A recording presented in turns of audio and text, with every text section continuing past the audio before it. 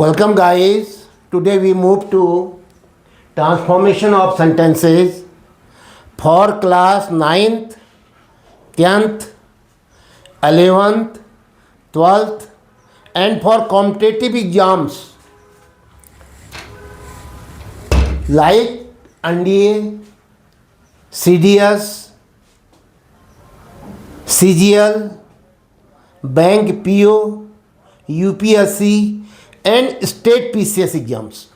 तो एनीवे जब 9th, 10th, 11th, 12th से आप इसकी शुरुआत करोगे ट्रांसफॉर्मेशन ऑफ सेंटेंसेस की, तब आप आगे चलकर कॉम्पिटिटिव एग्जाम्स को आसानी से क्रैक कर सकते हो।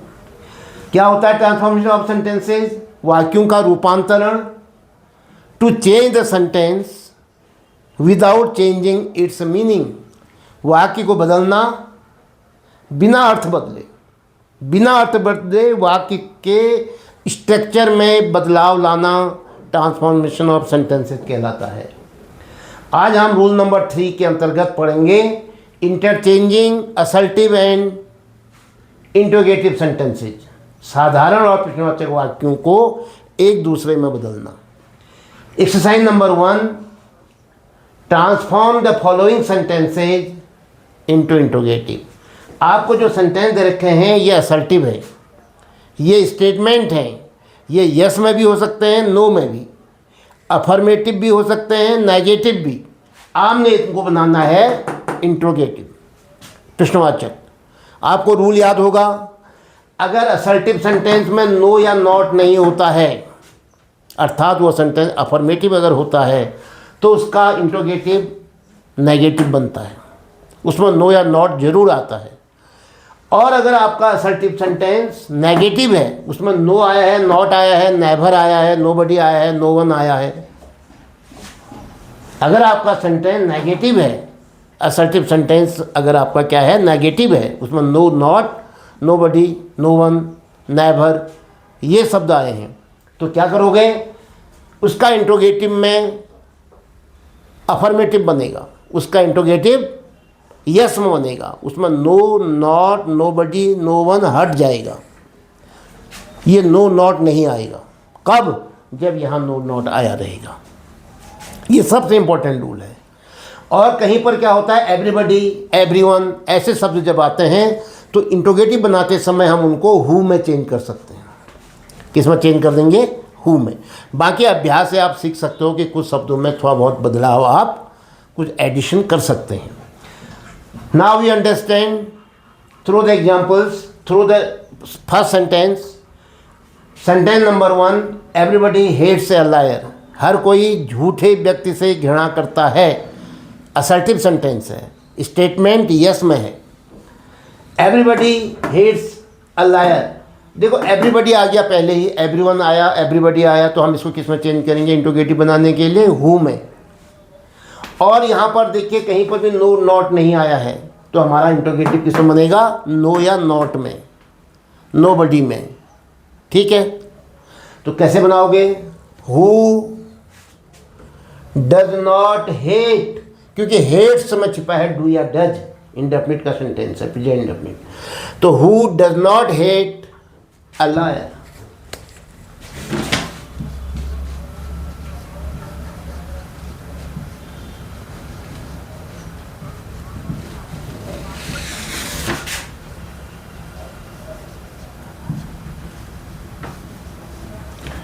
और लास्ट में क्या आएगा? Mark of interrogation. कौन घृणा नहीं करता है एक झूठे व्यक्ति से? एक झूठे व्यक्ति से कौन घृणा नहीं करता है, ये कहो या एवरीबडी हेट्स अ लायर कहो, एक ही बात है। ये असर्टिव में होगा और ये इंट्रोगेटिव में होगा। अर्थ में कोई चेंज नहीं आया, स्ट्रक्चर चेंज हो गया। Number 2, nobody can serve this master. कोई भी व्यक्ति इस मालिक की सेवा नहीं कर सकता।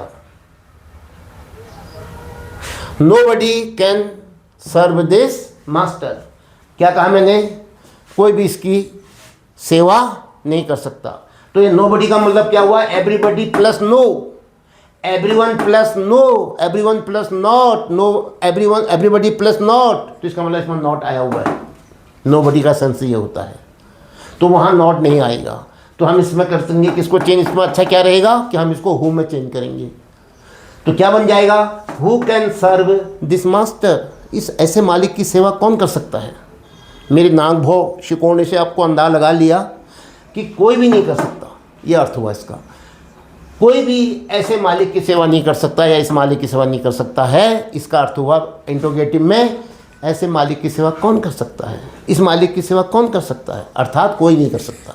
तो क्या करोगे, नोबडी को किस में चेंज करोगे, हु में, और यहाँ नो आया है तो वहाँ नो नहीं आएगा।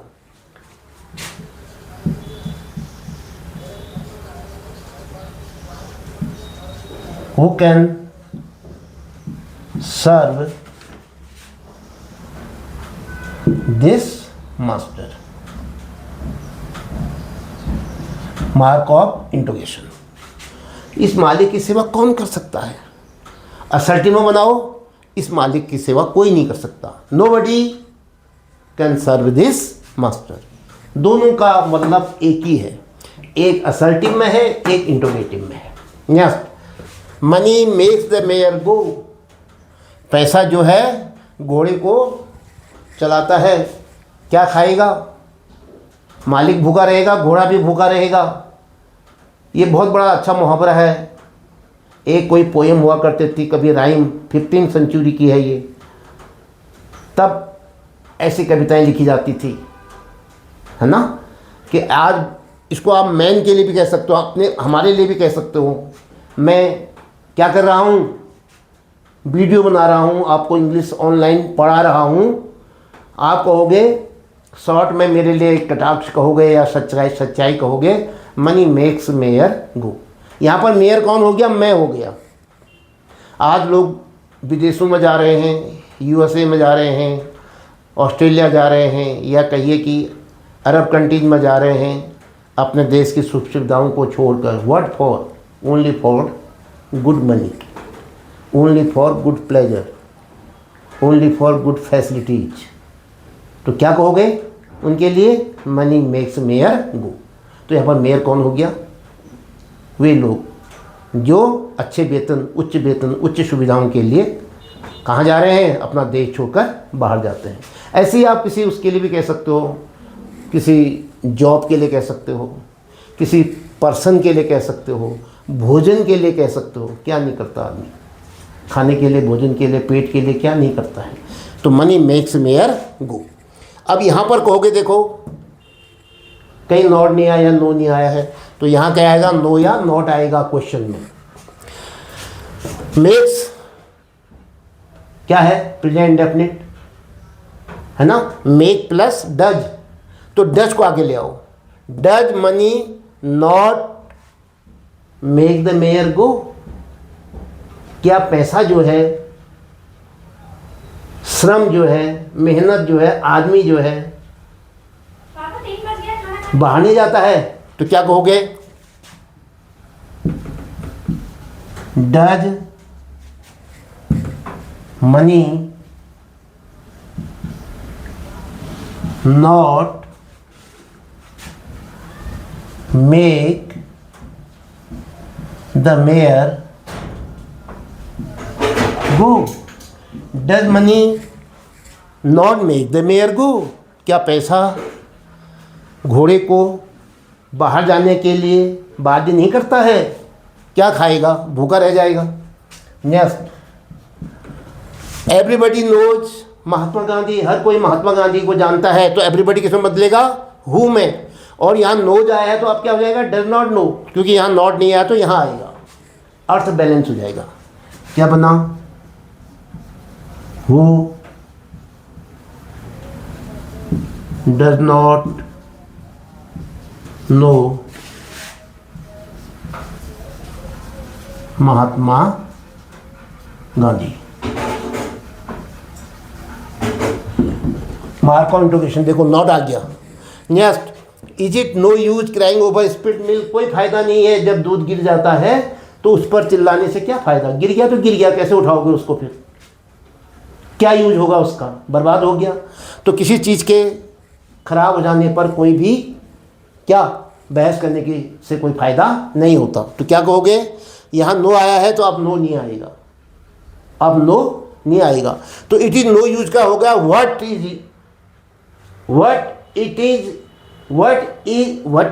आपने इंट्रोगेटिव बनाना है, what is it use, what is it use crying over spilled milk. No आ गया है ना, अब नो नहीं आना है तो क्या कहोगे, वर्ड लगा सकते हो। What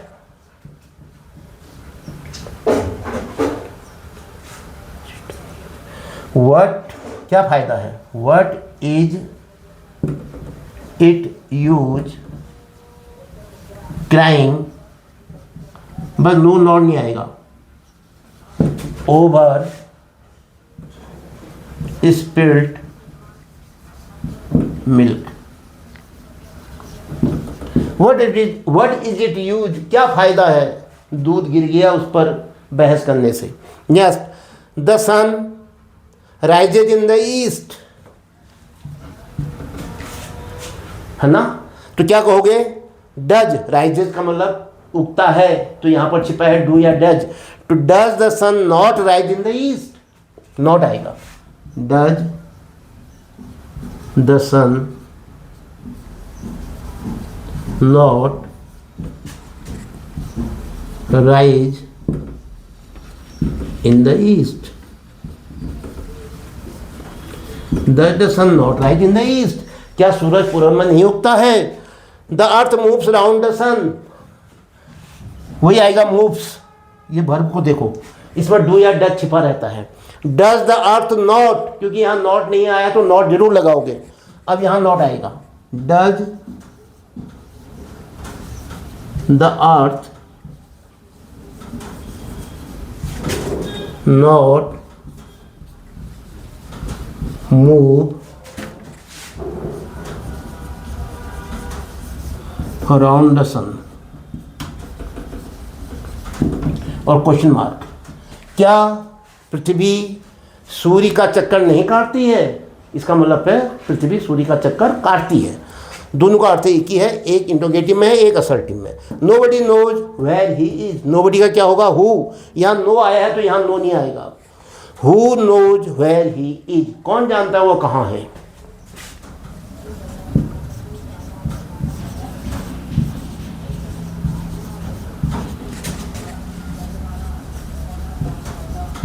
where he is, who knows, अच्छा इंट्रोगेटिव बनाना है, नोबडी है तो क्या होगा, हु नोज का क्या होगा, does not, who does not no, question mark है ना, इसलिए आपको इसको इंट्रोगेटिव फॉर्म देना पड़ेगा, हु के बाद डज फिर नॉट आएगा, क्योंकि वहाँ नॉट, अरे वहाँ नॉट आया है तो क्या बनेगा, हु नोज होगा सीधे, हु नोज, क्वेश्चन ही है ये भी, ठीक है। हु के बाद डू या डज नहीं आएगा यहाँ पर, हु के बाद ही ऐसा होता ना, सीधे सेंटेंस यानी सीधे वर्ब लिखी जाती है। Who knows where is he, who knows where he is नहीं होगा, वेयर इज वर्ब पहले आएगी, वो कहाँ है, where is he, question mark, कौन जानता नहीं, हाँ कौन जानता है वो कहाँ है, क्वेश्चन के रूप में कह रहे हो और वर्ब को पहले लिख रहे हो, सब्जेक्ट को बाद में, वो आपके इंट्रोगेटिव मूड में लिखा। तो ये था आज एक्सरसाइज नंबर 1, असर्टिव सेंटेंस को इंट्रोगेटिव सेंटेंस में चेंज करना। आपको ये एक्सरसाइज कितनी समझ में आई, यदि आप इसको समझ रहे हो, ट्रांसफॉर्मेशन ऑफ सेंटेंस को, interchanging assertive and interrogative sentence को, तो आप कमेंट बॉक्स में अपनी राय दें, अपने दोस्तों को इस वीडियो को शेयर करें और इस चैनल को सब्सक्राइब करना भी ना भूलें। Class 9th 10th 11th 12th NDA CDS CGL bank PO UPSC और स्टेट के जो कॉम्पिटिटिव एग्ज़ाम्स होते हैं, ये सब के लिए उपयोगी। वहाँ पर कैसे आता है एग्ज़ाम में, कैसे आता है, अरे ऑब्जेक्टिव बेस पर आता है, MCQ पैटर्न में आता है, लेकिन जब आपको रूल्स पता होगा तब आप MCQ आपके लिए एक चाइल्ड्स प्ले हो जाएगा। इसके साथ ही आज का ये वीडियो समाप्त होता है। जय हिंद।